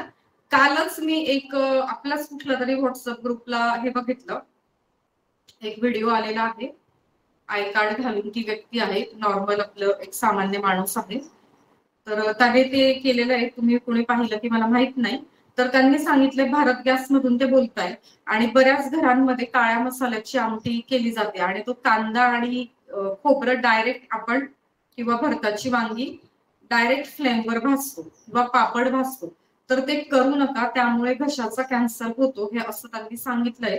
कारण जो आपला गॅस आहे म्हणजे सिलेंडर मधला जो गॅस आहे आणि तो बाहेर येऊन जो अग्नी होतोय तर त्याच्यामध्ये तसे काही केमिकल्स, कॉम्बिनेशन्स, घटक द्रव्य आहेत. आता हे मलाही माहिती नव्हतं. मलाही फार आमच्या घरात ते आवडीने आवडते ती काळं खोबरं भाजून केलेली आमटी. तर सध्या अलीकडे आम्ही ते सुरू केलं होतं, पूर्वी नव्हतं, पण आता ते बंद करायला लागेल किंवा त्याचं समजून घ्यावं लागेल नक्की ते खरं आहे की खोटं आहे आणि नक्की काय आहे, कोणते असे घटक आहेत त्याच्यामध्ये, कोणते त्याच्यात कॉम्बिनेशन आहे की असं सगळं. कारण पूर्वीपासून आपण तर तेच करत आलेले आहोत. हा, चुलीवर तुम्ही भाजतात तर मग ते वेगळं, पण त्यांनी सिलेंडर मधलं सांगितलंय, सिलेंडरच्या टाकीतल्या गॅस. तर अग्नी जसा आपल्याला काहीतरी क्रिएशन करून देतो तसाच तो विनाशकारी सुद्धा आहे. आता बॅलन्स करण्यासाठी, वाढवण्यासाठी, कमी करण्यासाठी भरपूर गोष्टी आहेत. तर एक प्राणमुद्रा आहे, ओके, ही बॅलन्सिंग साठी. म्हणजे हे कुठलं पाहिलं आपण? अंगठा काय आहे? फायर इलेमेंट आहे. हे कुठलं आहे? जल आणि हे पृथ्वी. ओके, तर हे तिघं असे घ्यायचे आणि ही मुद्रा अशी जर लावून बसलात तुम्ही काही वेळ, सकाळ, दुपार, संध्याकाळ, 3-3 मिनिट, 5 मिनिट, 10 मिनिट, जसं शक्य होईल तसं, तर बॅलन्सिंगचं काम करते. ठीक आहे. त्याच्यानंतर आपण बघितलं की सूर्य मुद्रा बघितली.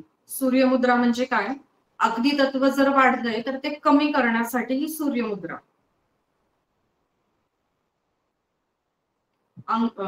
रिंग फिंगर, त्याला प्रेशर दिलं जातंय वरून अंगठ्याने. ओके, ही झाली सूर्यमुद्रा. आणि आज आपण बघणार आहोत अग्निमुद्रा. अग्निमुद्रा तर ती या पद्धतीने जस्ट टच करायचं. ओके, म्हणजे जरी ही सांगितलेली आहे प्राणमुद्रा, तरी आजच्या मेडिटेशन मध्ये आपण आधी घेणार आहोत ही या पद्धतीने तुम्हाला आज बसायचे. दोन्ही अंगठे जस्ट हलकेसे टच करायचे आणि बसायचे. मेडिटेशन सुरू झाल्यापासून संपेपर्यंत 10:05 झालेले आहेत, पण मेडिटेशन मी घेणार आहे. ओके, जेवढा वेळ बसवलं जाईल तेवढा वेळ, नंतर हे हात तुम्ही सोडून नॉर्मल बसवू शकता. ठीक आहे, आता वेगवेगळे प्राणायाम आहेत, मुद्रा आहेत, आपला डाएट आहे. आणि अजून एक गोष्ट आहे, जर आपल्याला सूर्य म्हणजे अग्नितत्व जर वाढवायचं असेल तर उजव्या नाकपुडीने श्वास घ्यायचा, डाव्याने सोडायचा. उजवी नाकपुडी काय आहे? आपल्याला सूर्य तत्व देते, अग्नितत्व देते. आणि समजा ते जास्ती झालंय ते कमी करायचंय, पारा चढलाय तो कमी करायचा आहे, तर आपण साधारण काय करतो? पाणी पितो, तोंडावर पाणी मारतो, है ना, किंवा व्यक्त पण होतात ना, आदळआपट करणं, जोरात बोलणं, चिडणं, बॅड वर्ड्स बोलणं, व्यक्त पण होतो आपण. किंवा पाणी पितो शांत होण्यासाठी राग, किंवा पाणी स्वतःवर स्प्रिंकल करतो, किंवा शॉवर घेतो, हे पण करतो आपण. तर तसं आपल्याला क्विक इन्स्टंट, आता मी हे काहीच करू शकत नाही, मी बाहेर आहे, मी इथे राग व्यक्त पण नाही करू शकत आहे, त्यावेळेला काय करू शकतो आपण? उजवी नाकपुडी बंद केली, डाव्याने श्वास घेतला,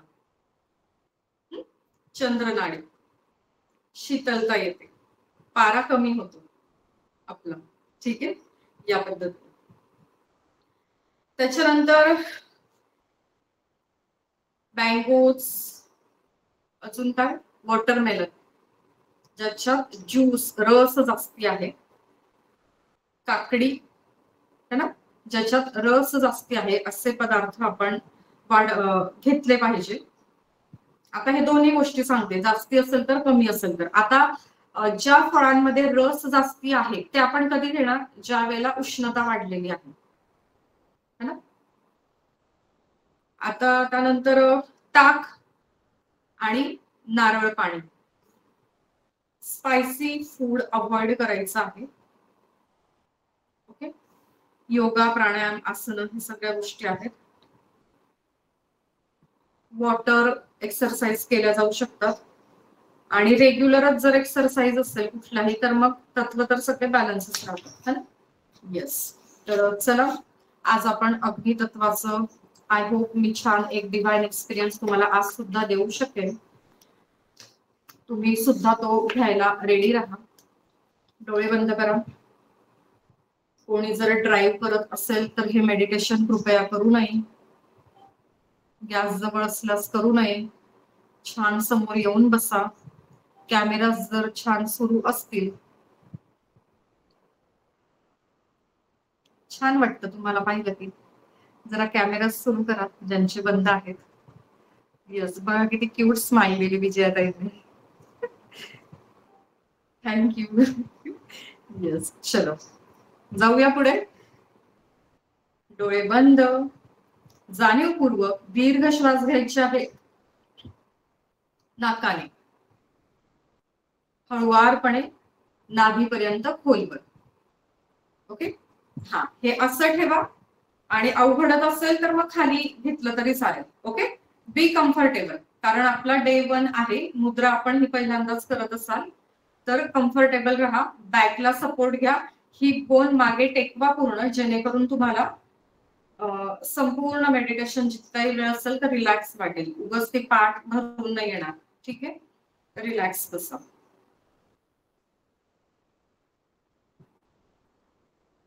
जाणीवपूर्वक आपल्याला दीर्घ श्वास घ्यायचे आहेत आणि सोडायचे आहेत. श्वास घेताना नाकाने हळुवारपणे नाभीपर्यंत खोलवर, आणि श्वास सोडताना फुंकर मारत तोंडाने. ही प्रक्रिया आपल्याला कंटिन्यू करायची आहे. किती वेळ? जोपर्यंत आपल्याला आपण स्वतः नॉर्मल झालेले आहोत, आपलं ब्रीदिंग हे नॉर्मल झालेलं आहे, आपण एकाग्र झालेले आहोत असं वाटत नाही, तोपर्यंत ही प्रोसेस कंटिन्यू करा. स्वतःला संपूर्ण शांत करायचं आहे. आपला नेहमीचाच नियम असणार आहे, माझ्या प्रत्येक घेतल्या जाणाऱ्या श्वासाबरोबर या दिव्य ब्रह्मांडातून सर्वोच्च सकारात्मक शक्ती मी माझ्या आत घेत आहे, आणि प्रत्येक बाहेर सोडल्या जाणाऱ्या श्वासासोबत कुठल्याही कारणाने कुठल्याही प्रकारची नकारात्मक ऊर्जा जर माझ्या मन, शरीर, आत्मा, 7 चक्र, 5 तत्व, 9 ग्रह, ऑरा यांमध्ये असेल तर ती मी बाहेर सोडत आहे. संपूर्ण लक्ष आपल्या प्रत्येक घेतल्या जाणाऱ्या सोडल्या जाणाऱ्या श्वासांवर केंद्रित करा. एकाग्र होण्याचा प्रयत्न करा.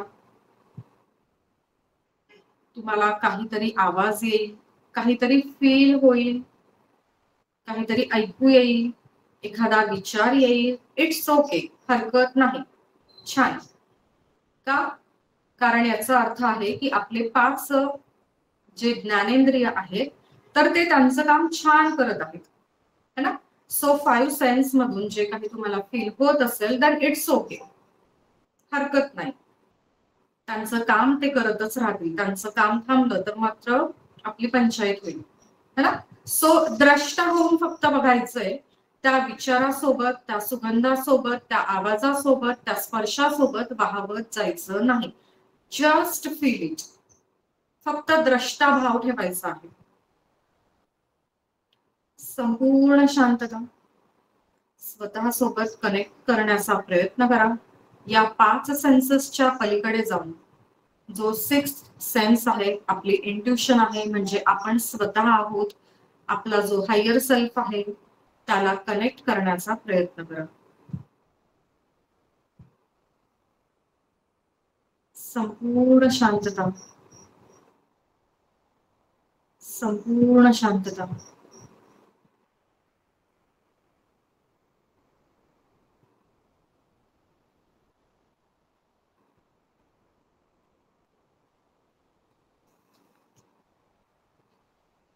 येस. आता तुम्ही संपूर्ण शांत आणि एकाग्र आहात.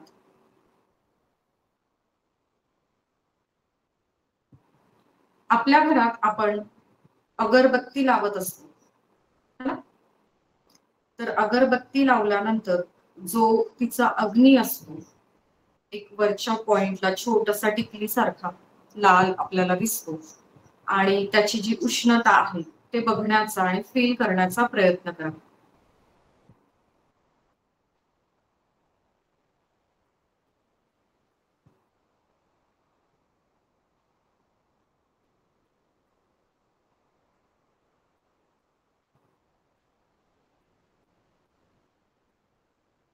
तुम्ही रोज किचन मध्ये जातात, प्रत्येकाच्या घरात गॅस आहे.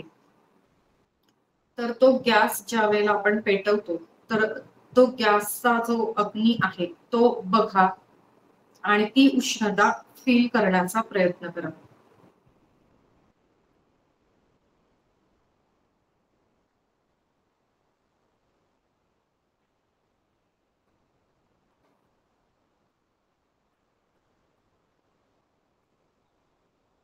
आता आपल्याला पुढे जायचंय.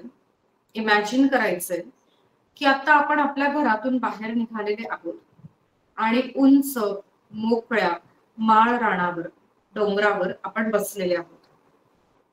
इमॅजिन करा की तुम्ही आता घरातून बाहेर निघालेले आहात आणि छान उंचच उंच डोंगर आहे, मोकळं माळरान आहे, आणि त्या ओपन स्पेस मध्ये तुम्ही शांत निवांत बसलेले आहात.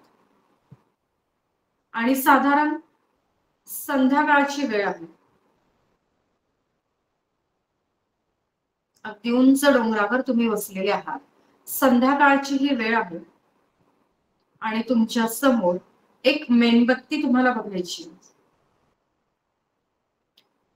त्या संध्याकाळच्या वेळेला ती मेणबत्ती तुम्हाला त्या ठिकाणी जो प्रकाश देते आहे तो बघायचा आहे आणि त्या एका मेणबत्तीची उष्णता फील करण्याचा प्रयत्न करायचा आहे.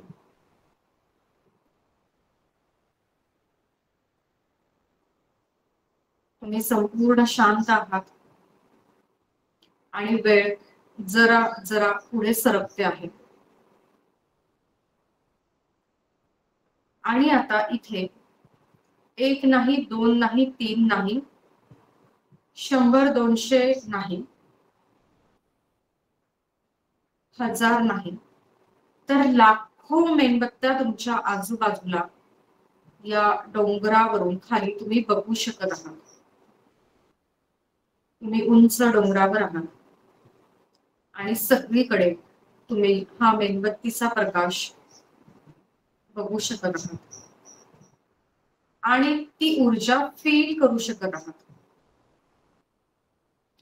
रात्रीचा अंधार झालेला आहे.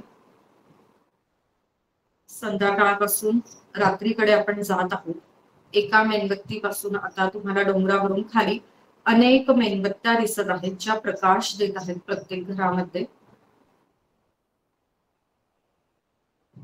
वेळ अजून पुढे गेलेली आहे. वेळ अजून पुढे सरकलेली आहे. आणि आता चंद्र आहे साक्षीला. छान चंद्राची शीतलता तुम्ही अनुभव करत आहात.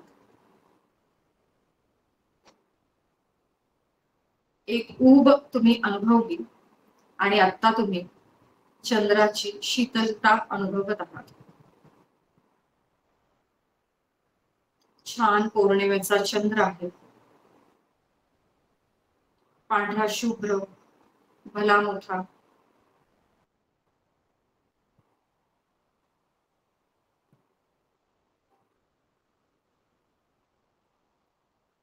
आणि हो, आज आपल्यासाठी या चंद्रासोबत चांदण्या सुद्धा आहेत. इमॅजिन कर.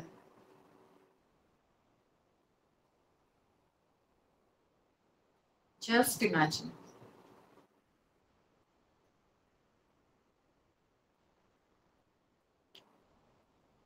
या चंद्राची शीतलता, हे सुंदर दिसणारं चांदणं आज आपल्याला एक वेगळीच ऊर्जा देऊन जात आहे.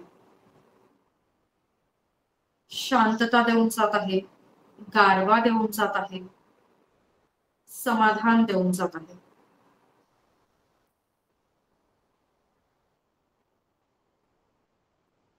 अशीच ही वेळ पुढे पुढे पुढे जात आहे आणि संपूर्ण रात्र तुम्ही या माळा रानावर आहात. ध्यान लावून बसलेले आहात.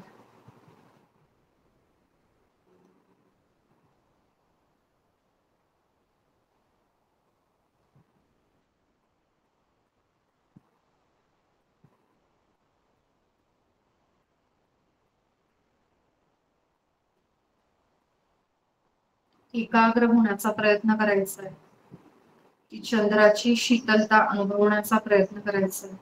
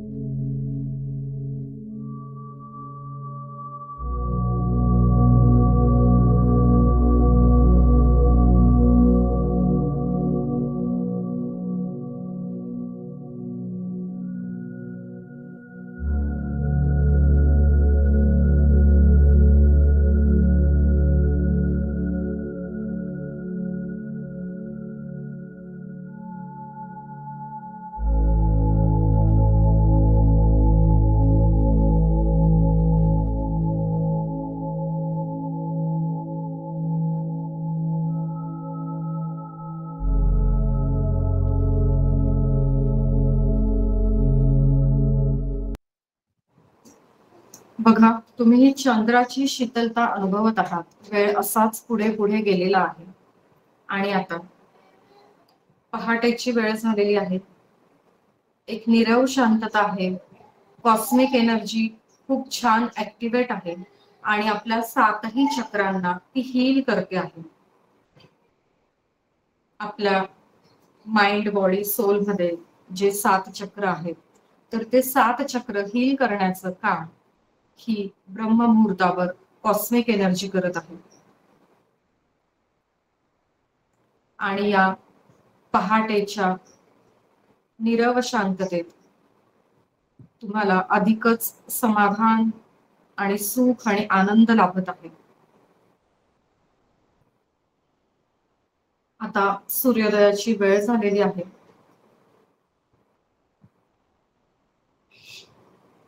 आणि हा छान ऑरेंज, नारंगी, लालसर, पिंक जो कलर तुम्हाला व्हिज्युअलाइज होत असेल, अगदी पहाटेचा पहिला दिसणारा आपल्याला सूर्य, तर तो कलर व्हिज्युअलाइज करायचा आहे. आणि बघा, आपलं अग्नितत्व बॅलन्स करण्यासाठी सूर्यदेव आलेले आहेत आणि आपल्याला ते हिलिंग देत आहेत. अगदी पहिलं किरण, कोवळं किरण आपल्याला स्पर्श करून जात आहे. हे सूर्यकिरण आपल्या 7ही चक्रांमध्ये प्रवेश करत आहे.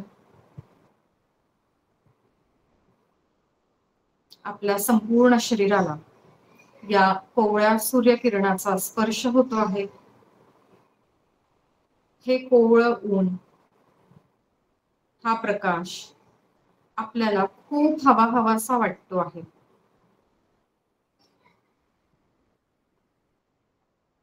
संपूर्ण शांतता आपण फील करत आहात. आपल्या माइंड बॉडी सोल मधून सर्व नकारात्मक ऊर्जा कायमस्वरूपी निघून गेलेली आहे आणि साक्षात सूर्याने आणि चंद्राने आपलं हिलिंग केलेलं आहे. आपल्याला आता संपूर्ण सकारात्मक वाटत आहे, संपूर्ण पॉझिटिव्ह वाटत आहे. आपल्याला आता मनशांती प्राप्त झालेली आहे. आपल्याला समाधान वाटत आहे.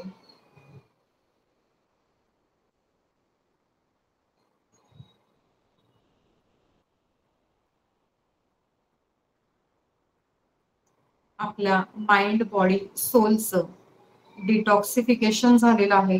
सगळी नकारात्मक ऊर्जा कायमस्वरूपी बाहेर पडलेली आहे.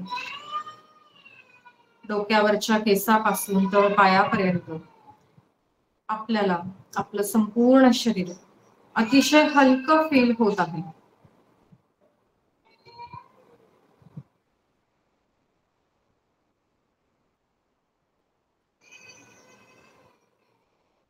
या 5ही तत्वांना आपल्याला मनापासून धन्यवाद द्यायचे आहेत. या 5ही तत्वांना आपल्याला मनापासून धन्यवाद द्यायचे आहेत. आज आपण या सेशन मध्ये सहभागी झालात. या सेशनची माहिती तुम्हाला ज्या कुठल्याही माध्यमातून मिळाली, ज्या व्यक्तीकडून मिळाली, त्या व्यक्तीला, त्या ग्रुपच्या ऍडमिनला मनापासून धन्यवाद द्यायचे आहेत. स्वतःला धन्यवाद द्यायचे आहेत की तुम्ही निर्णय घेतला या सेशन मध्ये सहभागी होण्याचा.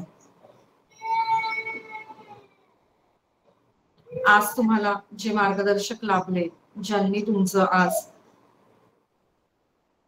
सूर्यतत्व आणि शीतलता मेडिटेशन करून घेतलं, त्यांना धन्यवाद द्यायचे आहेत. तुम्ही सगळ्यांनी आज ही संधी मला दिली म्हणून मी तुम्हा सगळ्यांची मनापासून आभारी आहे. Lots of gratitude, lots of love. आणि आता स्वतःला या मोकळ्या माळ रानावरून आपल्याला आपल्या घरी पुन्हा जिथून आपण आलो होतो तिथे जायचं आहे. ऊन आता वाढलं आहे. आपलं छान हिलिंग झालेलं आहे. सो आपल्या डे टू डे ऍक्टिव्हिटीसाठी आता आपल्याला पुन्हा आपल्या घरी जायचं आहे. स्वतःचा वेळ घ्यायचा आहे. स्वतःचा वेळ घ्यायचा आहे आणि या प्रोसेस मधून हळुवारपणे आपल्याला बाहेर यायचं आहे.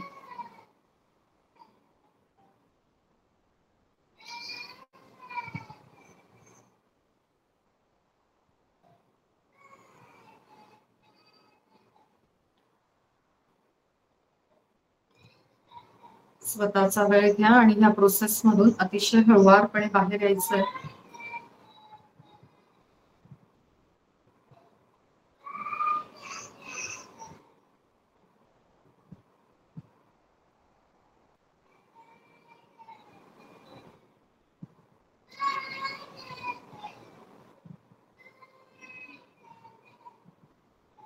Thank you so much. Thank you so much मला ही संधी दिल्याबद्दल. Lots of gratitude, lots of love, always blessings, always blessings, always blessings. ठीक आहे, तर उद्या भेटूया 9 वाजता. Okay, yes. Yes, Ashwini Suryavanshi बोला.